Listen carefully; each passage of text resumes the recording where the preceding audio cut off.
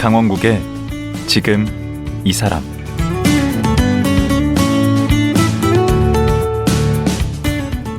안녕하세요. 강원국입니다. 어제에 이어 강환국 작가와 말씀 이어가겠습니다. 어제는 직장 생활을 하던 강 작가가 어떻게 파이어족이 됐는지, 그리고 왜 우리는 투자에 실패할 수밖에 없는지, 그런 얘기들 나눠봤고요. 오늘은 투자에 성공하는 전략을 배워보도록 하겠습니다. 오늘 얘기 잘 들으시면 더 이상 실패는 없을 것 같기도 한데요. 강환국 작가 만나보죠.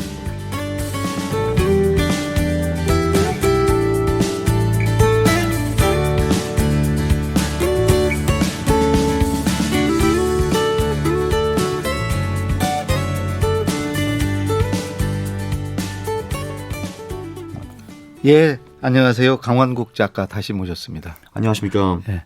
어제 방송 나가고 들은 젊은 사람이 저한테 얘기를 하는데 정말 자기는 뭐 새로운 세상에 눈을 뜬 것 같다고. 영광이네요. 네. 예, 아니 그게 젊은 친구인데 그게 우리 세대하고 좀 다른 게, 우리 세대 때는 어느 직장에 가서 네. 그 안에서 이제 높이 올라가는 게 목표였어요. 아, 네, 그렇죠. 네. 오래 다니면서 높이 네. 올라가는 거. 예, 예. 근데 젊은 분들은 거기서 어떻게든 빨리 독립해가지고 자기의 어떤 삶을 사는 거, 이런 게 관심이 되게 큰 것 같아요. 그런 점에서 어제 방송이 굉장히 인상적이었나 봐요. 아, 예. 예. 정말 좋네요. 사실 저는 그걸 어떻게 표현하냐면은 인생에 하이 라이프가 있고 로우 라이프가 있다고 저는 생각을 합니다. 하이 라이프가 말씀하신 직장에서 이제 커리어를 만들어서 높게 올라가는 거. 이제 그게 높으니까 이제 하이 라이프라고 보고요.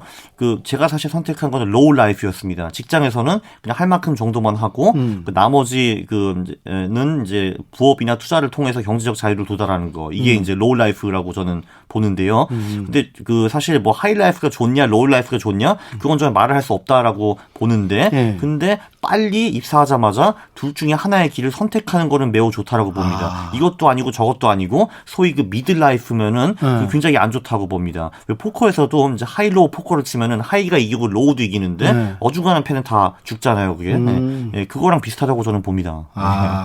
그러니까 뭐 이렇게 미래에 대한 준비는 안 하면서 지금 현실에는 만족을 못해서 매일 툴툴거리면서 전혀 다른 대안을 모색하지는 않는 상태. 그렇죠. 그렇다고 해서 착실하게 뭐 간부 임원의 길을 걷는 것도 아니고. 그러니까. 그러니까 하려면 아예 진짜 그쪽으로 가든지 아니면 그쪽을 아예 그냥 포기하고 회사는 그냥 밥벌이 정도로 다니면서 다른 곳에서 자유를 추구하는 이런 방법이 있는 것 같습니다. 빨리 선택해야죠. 그거 좋은 말이네요. 어제 우리 강 작가께서 연복리로 한 15% 수익을 내신다. 네네네. 좀 대단한 거 아닌가요? 뭐 그게 복리로 뭐 대단한 정도는 아니고요. 그러나 뭐 그 정도만 해도 원금이 5년 정도 2배가 됩니다. 네.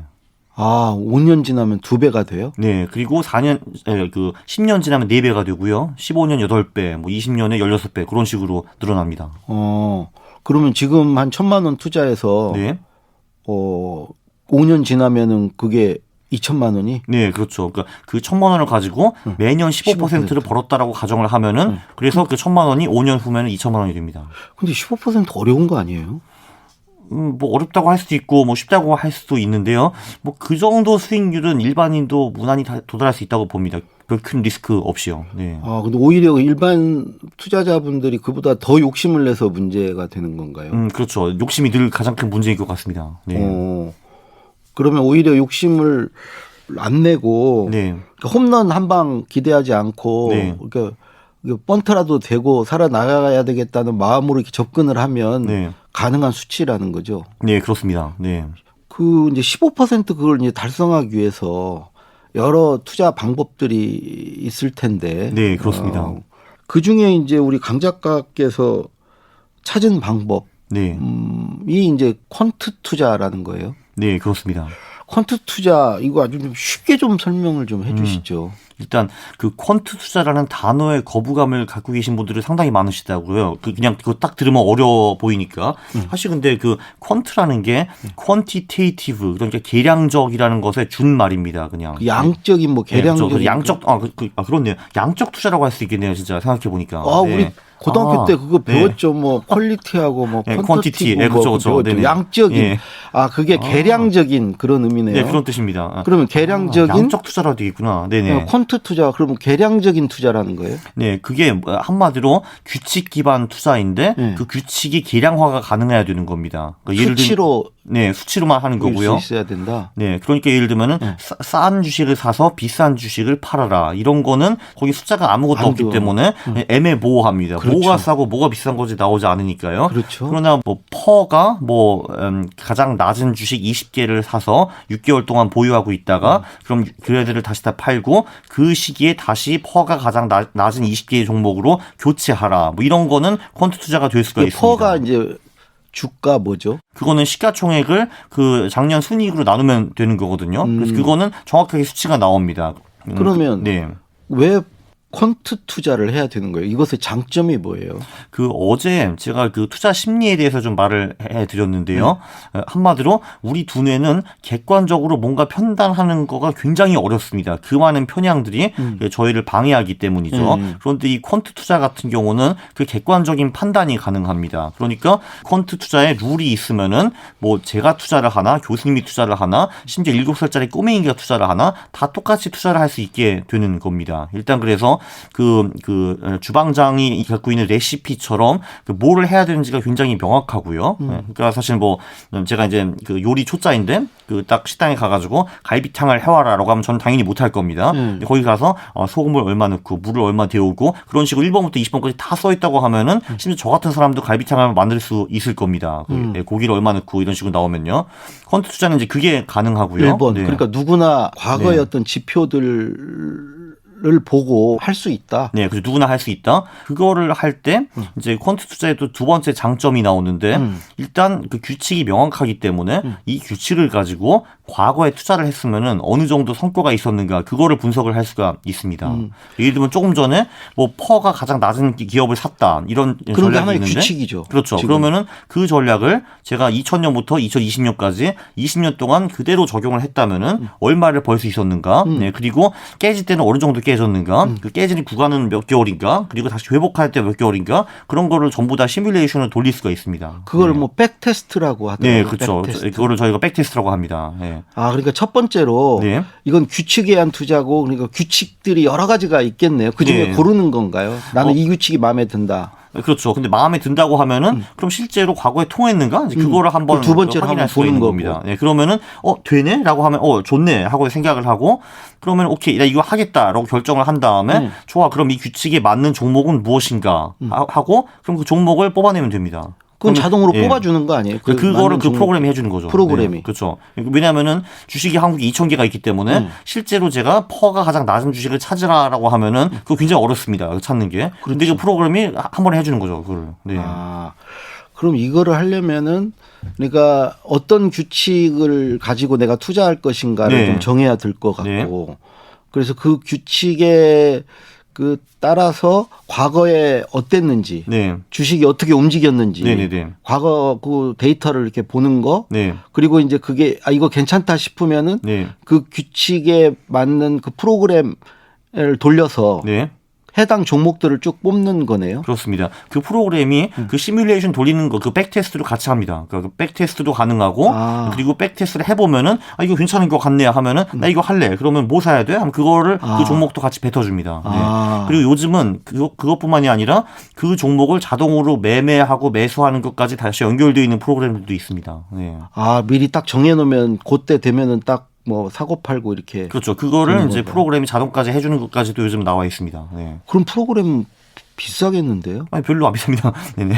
얼마나 돼요? 그러니까 지금 제가 쓰는 거는 자동 매매까지는 안 되는데 저는 연 17만 5천짜리 쓰고 있고요. 별로 안 비쌉니다. 네. 그럼 우리 강 작가께서는 그 어떤 규칙을 적용해서 이렇게 종목을 뽑나요? 그러니까 한국 주식 같은 경우에는 이제 가장 잘 먹히는 쪽이 그 저평가 주식 그런 게 하나 있고요. 그 저평가라는 걸 어떻게 측정하나 이제 이런 게 문제인데 그 한 지표가 조금 전에 말씀드린 퍼라는 지표가 있고 그리고 PBR이라는 지표도 있습니다. 그 두 번째 큰 기둥으로는 그 최근에 영업이익이나 순이익이 가파르게 오른 주식 이런 예들도 굉장히 좋습니다. 네. 그게 두 개 기둥만 적용을 합니까? 세 번째가 또 있는데요. 네. 이제 저는 그걸 퀄리티라고 하긴 하는데 네. 뭐 예를 들면 뭐 자본을 적게 투입하고 돈을 많이 번 기업은 이제 수익성이 높다. 그런 우량주 지표들도 이제 몇 개 있습니다. 네. 그리고 예를 들면은 좀 안전한 기업들, 그러니까 부채 비율이 별로 없고 그 대신에 뭐 영업이익이 좋은 기업들 이런 기업들은 또 이제 안전한 기업이라고 볼 수 있기 때문에 안정성. 네, 그것도 우량주 지표에 많이 들어가고요. 또는 뭐 최근에 뭐 제가 발굴한 거는 뭐 R&D를 많이 하는 기업 이런 기업들도 좋더라고요 보니까. 네. 그러니까 연구개발 투자를 많이 그렇죠. 하는 네. 기업. 그런 것도 하나의 팩터가 될 수 있습니다. 네. 그런 그 팩터라는 게 그런 지표. 네, 그렇죠. 지표들입니다. 지표를 넣어가지고 네. 이제 종목을 뽑는 건죠. 네. 그래서 그런 지표들 여러 개 찾아내가지고 그러면 이제 이 지표들이 전반적으로 다 우수한 기업들은 뭔가 그럼 그 기업들을 사는 게 이제 퀀트 투자라고 볼 수가 있고요. 그러니까 뭐 이런 거죠. 사실 뭐 그 이제 애들 평가를 할 때도 애들이 10,000명이 있고 그 중에서 100명을 선택해야 된다라고 하면은 제가 그 10,000명을 다 일일이 들여다볼 수는 없거든요. 그 경우에 100명에 투자를 해야 된다 하면은 저는 그 성적을 보고 평균 높은 애들한테 투자하는 게 가장 합리적인 방법이라고 생각을 합니다. 물론 그 애들이 10명밖에 없다. 그러면 10명을 일일이 보면서 그 이제 너는 이 사회 과학은 좀 못하지만 수학은 축출할 것 같네. 그래 난 너한테 투자하기 위해서 할 수가 있는데 그런 걸 같이 투자라고 합니다. 네. 그럼 뭐 그 워렌 버핏이요? 네. 그분은 이렇게 같이 투자한다고 그러잖아요. 그렇죠. 그분하고는 다른 거예요, 가는 길이? 네, 그렇죠. 왜냐하면 그분은 소위 그 아이들을 전부 다 쥐도 면밀하게 분석을 합니다. 얘가 체육도 잘하는지 혹시 뭐 장의력이 높은지 이런 것들이 다 보는 거고요. 예, 저는 그 각각 그 기업에는 신경을 별로 안 쓰고요. 전 그래서 지금 무슨 기업을 사는지 기억도 안 납니다. 예. 그럼 기계적으로 돌리니까. 기계적으로 돌려버리고, 그리고, 지금 제가 60개 종목을 보유하고 있는데, 무슨 종목인지 기억이 하나도 안 납니다, 지금. 아니, 근데, 그 워런 버핏은 본인 그 방법이 좋아서 계속 그 같이 투자하는 거 아닐까요? 그래서 투자에 성공할 수 있는 방법은 굉장히 많습니다. 뭐, 사실, 어떤 분들은 내 방법은 옳고 저 방법은 틀렸다고 하는데, 그건 아닙니다. 네. 제가 투자하는 방법도 하나에 맞는 방법이라고 저는 생각을 하고요. 또 세 번째 장점이 있는데, 저 같은 경우는 이제 그 종목 뽑고 투자하는데 시간이 정말 오래 안 걸립니다. 이제 저 같은 경우도 보통 1년에 그 직접 종목을 골라가지고 사고 파는 기간이 1년에 합쳐서 2시간, 3시간밖에 안 될 거거든요, 이게. 1년 통틀어서 2-3시간 투자하는 거예요, 시간을? 네. 그럼 저는 364일 동안 딴 거 할 수 있습니다. 그래서 이게 사실 제가 직장이기도 해서 이 투자 방법을 고른 것도 있는데 직장인한테 가장 적합한 방법입니다, 제가 보기에는.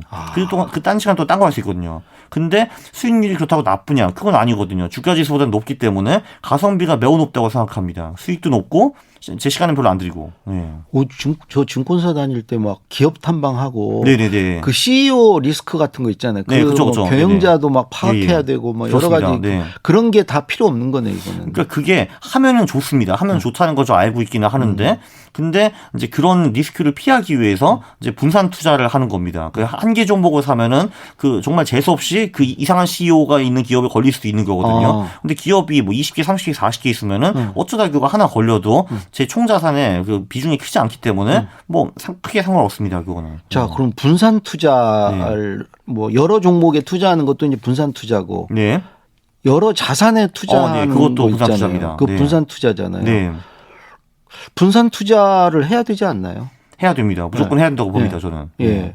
참고로 자산별로는 어떻게 분산을 하고 계신가요? 그 자산과 여기서 이제 분산 투자라는 게 말씀하신 것처럼 여러 종목에 투자하는 방법도 있습니다. 그거의 큰 단점은 뭐냐 하면은 주식 시장이 꼬꾸라지고 반토막 나면은 모든 주식이 다 같이 그렇죠. 박살납니다. 그런데 여기서 그 다른 자산군, 그러니까 자산군이라는 거는 주식이 아닌 뭐 예를 들면 채권이라든지 실물 자산이라든지 이런 거를 같이 섞으면은 아무리 주식시장이 꼬꾸라져도 그 총 자산 대비 잃는 손실이 15% 미만으로 됩니다. 네. 15% 미만으로 줄일 수 있다. 네, 그렇죠. 네. 그러면 거기서 이렇게 포트폴리오 그러니까 자산 배분을 할 때 거기에 네. 포함되는 게 네 가지인가요? 현금, 그러니까 그러니까 예금. 이제 전략에 따라 조금 다른데 그 가장 심플한 방법은 영구 포트폴리오라는 것이 있습니다. 아, 그건 뭐죠? 그게 이제 영구히 한다는 건가요? 그렇죠. 영구히, 퍼머넌트, 그러니까 영원히 유지할 수 있는 포트폴리오다라는 건데 그게 1981년에 그 해리 브라운이라는 사람이 만들어냈는데 그게 40년 지난 지금도 매우 잘 통하고 있습니다. 그게 뭐죠? 그 내용이 이제 자산을 4등분해서 그 4분의 1은 주식, 4분의 1은 채권, 4분의 1은 금, 그리고 4분의 1은 현금에 투자하는 전략인데요. 네, 그렇게 하면은 이게 주식시장이 꾸꾸라질 때가 분명히 있는데 그때 보통 채권이랑 금이 그거를 받쳐주기 때문에 네, 전체 포트폴리오 데미지는 적다. 그래서 50년 동안 그렇게 투자하니까 최대 손실이 12.7%였습니다. 그러니까 가장 최악의 순간에 그게 2008년이었는데 그때 주식시장이 박살났는데도 이제 불구하고 네, 전체 포트폴리오는 12.7%밖에 손실이 안 났습니다. 그런데 사실 이게 전략을 아무리 잘 짜도 10년 투자하면은 돈을 그 잃는 순간이 무조건 나오게 되거든요. 그렇죠. 네. 그때 잃는데도 불구하고 그 전략을 따를 수 있느냐 없느냐. 결국 거기서 이제 승패가 좌지우지 되는 것 같습니다. 그러니까 어느 뭐 주식 그 금원에 네. 그 공포와 탐욕 사이에서 이렇게 왔다 갔다 하는 게 우리 그 주식 투자하는 사람들의 어떤 심리 상태라고 하잖아요. 네. 그러니까 그 멘탈 관리가 중요하다는 거 아니에요? 네. 강 작가만의 어떤 멘탈 관리법이 있습니까?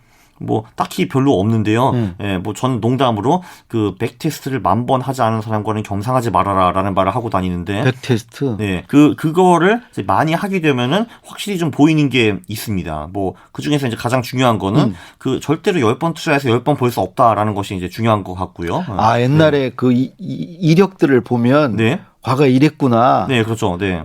아, 그 멘탈 관리 되겠다. 왜냐면 과거에 네. 이렇게 떨어졌다가 다시 올라갔구나. 나도 참아보자. 뭐 이렇게 되네. 아, 네, 그렇죠. 이제 그게 가장 센 것 같습니다. 왜냐하면은 뭐 그렇죠. 올해는 일단 당장 잃고 있는데, 또 어차피 뭐 제가 30년 투자하면은 뭐 잃는 구간은 뭐 5번, 6번은 나올 텐데, 뭐 so what 하는 거죠. 과거 보니까. 네, 그렇죠. 네. 그리고 지금도 그 중에 한 번일 뿐이다. 이렇게 생각하면은 굳이 그 전략을 필요할 느낌을 받지 않죠. 네. 그 역사에서 배우는 거네. 아, 그렇죠. 네, 저는 역사에서 배우는 게 매우 중요하다고 생각합니다. 네, 그렇죠. 거기서 위안도 얻고, 네, 그렇죠. 위안도 얻고, 그렇죠. 자신감도 얻고. 그렇습니다. 네. 그래서 그 백테스트 네. 과거 걸어온 길을 보는 거. 네, 그렇죠. 그걸 보는 게 의미가 있겠네요. 그 멘탈 관리를 하는데. 네. 왜냐하면 그거를 이제 안 하면은 지금 당장 이 순간이 가장 고통스럽게 여겨지기 때문에 뭔가 이상한 짓을 하게 됩니다, 사람이. 네. 그러니까 이게 가장 최악의 이상한 짓은 투자를 아예 접는 거. 그러니까 난 투자에 소질이 없는가 봐 하고 접는 게 가장 이제 위험한 거고요. 왜냐하면은 일단 우리는 100세까지 살아야 되는데 전업 투자자가 다 될 운명입니다, 저희는. 네. 그런데 투자를 아예 그만두고 안 한다. 이제 이게 가장 위험한 거고요. 또 두 번째는 이제 오기가 생깁니다. 그래서 손실이 생겼으니까 그거를 만회해야 돼라고 하면서 그 만회하기 위해서 무리한 짓을 합니다. 이제 무리한 짓은 우량주가 아닌 좀 이상한 주식을 산다든지 상장 폐지 위기가 있거나 그 리스크가 높은 주식을 산다든지 또는 그 아무 전략이 없이 코인 투자를 한다든지 또는 해외 선물 옵션을 해가지고 시차 때문에 건강도 망치고 돈도 이제 다 날리고 이제 이런 경우가 있습니다. 그래서 강 작가 입장에서 볼 때 피해야 될 것들이네. 네, 그렇죠. 그런 거를 피해야 되는데 뭐 지금 내가 돈을 잃었어. 빨리 만회해야 돼. 그 조급함 때문에 이제 그런 비극이 발생하는 거죠. 네. 나도 이렇게 제가 초조해지고 막 불안해질 때 어떤 생각이 드냐면 네. 부분이 전체 같고 지금이 영원할 거. 아, 그렇죠. 그렇죠. 네, 그렇습니다. 거기에 빠지면 이거 완전히 혼돈 상태가 되는 것 같아요. 그렇죠. 근데 주식의 역사를 보면은 절대 그렇지 않다라는 걸 볼 수 있습니다. 근데 이런 거 퀀트 투자하라고 막 얘기 강의도 하시고 이렇게 네. 방송도 하시는데 본인이 깨지고 그러면 안 되겠다. 아니요, 그런 얘기 못 하겠다 어디 가서. 저 본인 저 자주 깨집니다, 당연히. 네. 그래요? 네. 그리고 저는 그 투자를 들어갈 때 이번에도 당연히 깨질 거라라고 생각하고 늘 들어갑니다. 네. 그래서 이제 그냥 실제로 깨지면은 그래 뭐 당연히 깨진 거지라고 생각을 하고 벌면 아이고 내가 운이 좋았네요. 이번도 괜찮은데 이런 식으로 생각을 하는데요. 그렇게 멘탈을 관리하는 게 저는 좋다고 봅니다. 보통 사람들 반대로 하거든요. 자기가 벌면은 내가 참 잘했네 생각하고 깨지면은 남 탓을 하게 되죠. 네. 그러니까 뭐 사실 주식시장에서 남 탓을 하기가 쉽습니다. 뭐 정부 탓할 수도 있고 뭐 연준 탓할 수도 있고 한국은행 탓할 수도 있고 세력 탓할 수도 있고 그들의 탓을 할 수도 있습니다. 그들이 누군지 모르지만요. 네. 근데 오히려 반대로 하는 게 좋습니다. 네. 깨지는 건 당연한 거고 딸 때는 운이 좋았다. 올해 증시는 어떻게 보세요? 올해 증시요. 올해 증시는 저는 전혀 모르겠습니다. 네. 네. 증시 예측은 뭐 저도 사실 하긴 했는데 뭐 의미는 사실 별로 없다고 봅니다. 네. 그 보통 이게 재밌는 게 그 증권사에서 예측이 보통 연초에 나오는데요. 연말에 가보면은 맞는 적이 없습니다. 그래도 올해 그 본인의 그 예상 수익률 같은 건 뭐 정해놓은 건 없으세요? 없습니다. 네. 그것도 없어요. 저는 목표 같은 거 없어요? 저는 수익률은 정해놓지 않고요. 손실 목표만 정해놓습니다. 네. 전반적으로 저는 최악의 순간에 그 11월부터 4월까지 7에서 8% 정도 잃을 것으로 예상하고 있습니다. 네. 자, 그렇게 한번 해본 적이 있습니다. 2020년에. 네. 2020년에? 코로나 왔을 때요. 얼마 네. 전이네. 네, 그렇죠. 그래서 그런 식으로 제가 손절을 실제로 할 수 있나 했는데 할 수 있다라는 게 증명이 되었고 올해도 좀 위태위태 해가지고 다시 손절할 가능성이 있습니다. 저도 이번에. 네. 그러니까 제가 실제로 그걸 아무리 잃고 최대한 잃어도 7, 그렇죠. 8%다. 네, 제가 그거를 잃고 싶다는 건 아니고 잃기 싫기는 한데, 근데 이제 제 모든 투자가 이제 잘못돼가지고 별 볼 일 없다 하면은 이제 그 정도 잃을 겁니다, 제가. 네. 오히려 상한을 이렇게 목표를 두는 게 아니고 하한 목표만 둡니다. 하한 목표만 두는구나. 그렇죠. 근데 이게 놀라운 게 뭐냐면은 이렇게 하한 목표를 두면은 실제로 그 하한 목표에 도달하는 경우도 별로 없고 오히려 이제 돈을 많이 버는 경우도 꽤 있습니다. 그건데 그거는 시장에 가져다 주는 거고요. 저는 그 하한 목표만 관리를 합니다. 저 전략들을 통해 가지고. 다 내 의지로 할 수 있는 거는 내가 뭐 30% 목표를 뒀다고 그래서 그거 절대로 이루어지지 않습니다. 그거는 그 되고 안 되고는 내가 어떻게 할 수 없는 건데 시장이 해줘야 됩니다. 하한 목표를 두고 실행하는 것은 내 의지로 가능하네. 네, 그 하한 목표가 있으면은 그러면 이 정도 이 정도 떨어졌으면은 손절을 해야 된다. 그래야지 내 하한 목표를 지킬 수 있다. 이런 식으로 금방 답이 나오거든요. 그 목표 달성은 따라야죠. 가능하네. 네. 그러니까 그렇죠. 하한 목표는 제가 달성 가능합니다. 제 힘으로. 네. 그것도 이제 멘탈이 좀 세야 하기도 한데 저는 계속 이게 하한에 도달하면 계속 미룰 것 같은데 내일은 대부분 그렇게 많이 합니다. 뭐. 그게 바로 그 손실 회피 편향 때문에 지난 시간에 말한 손실 회피 편향 때문에 그 일이 발생하는 겁니다. 지금까지 총 몇 년 투자를 하신 거죠? 그 퀀트 투자는 15년 정도 했죠. 2006년부터. 15년. 그러면 15년 동안 그 한 해 기준으로 잃은 거요. 잃은 해가 몇 2008년, 2018년이었고요. 네, 올해도 지금 이제 2월 초니까 지금 조금 잃고 있습니다. 지금까지는요. 15년 중에 하여튼 올해는 뭐 아직 안 끝났으니까 올해는 두 해 빼고는 그렇죠. 뭐 할 수 있습니다. 후에. 네. 그러면은 13승 2패네. 13승 2패. 그렇죠. 15년 동안. 네. 대단한데. 아니요, 근데 사실 제가 처음에는 이런 하한 목표 이런 거 안 뒀습니다. 그래서 2008년에 투자로 했다는 거죠. 그렇죠. 네. 2008년에는 제가 25% 깨졌습니다. 금융위기 때문에요. 그때는 뭐 손절 그런 기준도 없었고, 그 뭐 하한선 라인 이런 거 이제 전혀 없었고요. 네. 이런 게 다 이제 완전히 다 도입된 건 한 5년 전 정도라고 볼 수 있을 것 같습니다. 네. 근데 그 코로나 때는 그러면은 그때는 하한 기준이 있었어요. 네, 코로나 때는 10% 하한 기준이 있어가지고 그때는 제가 100% 국내 개별주 전략으로 하고 있었는데 그때 9%에서 잘랐습니다 그때. 네. 다 팔고 나왔어요. 근데 그게 말씀하신 것처럼 그게 쉽지는 않았습니다. 심리적으로 그때도 굉장히 어려웠는데요. 뭐 그래도 하긴 했습니다. 네. 근데 짜증났습니다. 그러고 나 다시 오른 거 아니에요? 그때 많이 벌었습니다.